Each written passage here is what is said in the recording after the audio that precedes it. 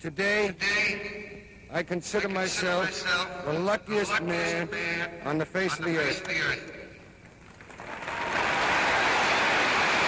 On July 4, 1939, the New York Yankees retired the uniform of number 4 Hall of Famer Lou Gehrig during an emotional ceremony at Yankee Stadium.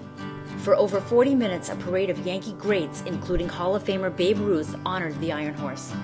The New York Times described the ceremony as colorful and dramatic a pageant as was ever enacted on a baseball field.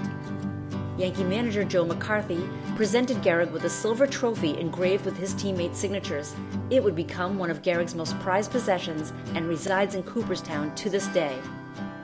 Gehrig, in one of the most memorable speeches in baseball history, tells the 61,808 in attendance at the stadium, "I consider myself the luckiest man on the face of the earth."